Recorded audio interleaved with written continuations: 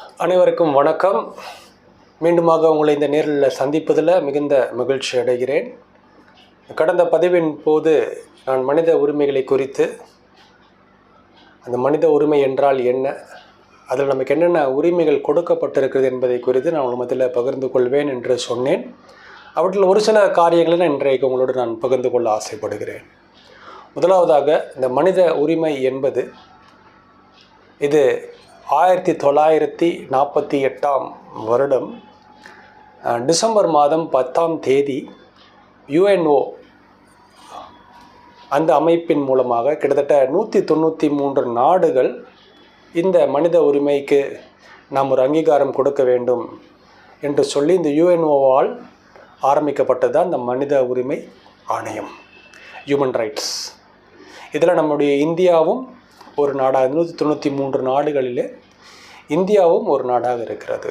So அவர்கள் அமைத்த இந்த மனித உரிமை, இந்த அமைப்பில் மனிதர்களுக்கு என்று என்னென்ன உரிமைகள் உண்டு என்று சொல்லப்பட்டிருக்கிறது. இதில் 2 விதமாய் பிரிக்கலாம். ஒன்று பேசிக் ஹியூமன் ரைட்ஸ், அதாவது மனிதனுக்கு இருக்கிற அடிப்படையான உரிமைகள் என்ன, இன்னொன்று சட்டத்தினால் மனிதனுக்கு கொடுக்கப்படுகிற உரிமை என்ன என்ற 2 விதமான உரிமைகள் உண்டு.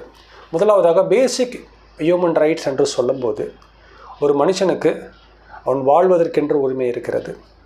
தனி மனித வாழ்க்கை, தனி மனித சுதந்திரம், தனி மனித சமத்துவம் மற்றும் தனி மனித பண்பு என்று இத்தனை விதமான அடிப்படை உரிமைகள் இருக்குது. இதில் 2 முக்கியமான காரியம் என்னென்னா, மனித உரிமையில் மனிதனுக்கு சொல் உரிமை அண்ட் செயல் உரிமை என்ற 2 உரிமைகள் இருக்கிறது.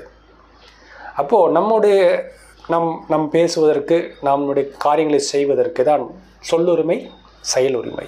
2 உரிமைகள் பிரதான உரிமைகளாய் மனிதனுக்கு கொடுக்கப்பட்டிருக்கிறது.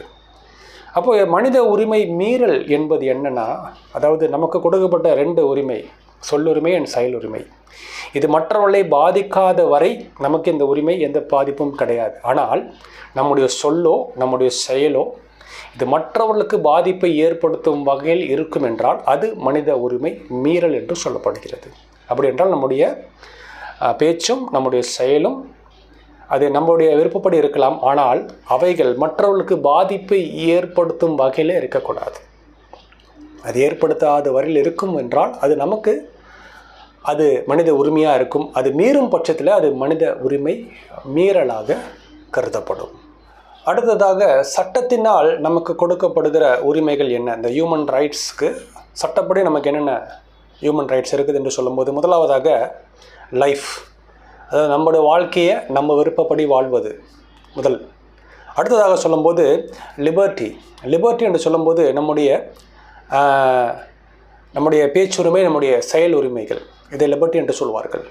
3வது உரிமை என்னவென்றால் அது ஈக்குவலிட்டி என்றால் அனைவரும் சமம், பணக்காரன் ஏழை என்றல்ல, உயர்ந்தவன் தாழ்ந்தவன் என்றல்ல, குழந்தைகள் பெரியவர் என்றல்ல, ஆண் பெண் என்றல்ல, எல்லாருக்கும் இந்த உரிமைகள் என்பது சமமாக வழங்கப்பட வேண்டும் என்பது, இதுதான் ஈக்குவலிட்டி. அடுத்ததாக டிக்னிட்டி என்று சொல்லும்போது ஒழுக்கம், அதாவது தனி மனித ஒழுக்கம், தனி மனித உரிமை எந்த அளவுக்கு முக்கியமோ அதே போல் தனி மனித ஒழுக்கமும் மிக மிக முக்கியம். இது சட்டத்தினால் நமக்கு கொடுக்கப்படுகிற ஒரு உரிமை. அடுத்ததாக பார்க்கும்போது ஜஸ்டிஸ் என்று சொல்வார்கள். ஜஸ்டிஸ்னால் அனைவருக்கும் சமமான நீதி, இதுதான் ஜஸ்டிஸ். ஒவ்வொருத்தருக்கும் ஒவ்வொரு விதமான நீதி கிடையாது, அனைவருக்கும் நீதி என்பது சமமாக இருக்க வேண்டும். அடுத்ததாக சொல்லப்படும் போது சகோதரத்துவம், அதாவது ஜாதி, மொழி, இன வேறுபாடின்றி அனைவரும் சகோதரத்துவத்தோடு பழக வேண்டும் என்று இந்த 6 விதமான உரிமைகள் சட்டத்தினால் நமக்கு கொடுக்கப்படுகிறது.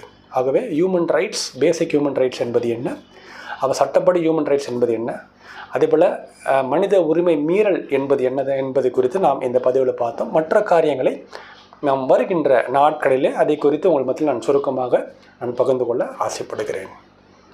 அனைவருக்கும் நன்றி.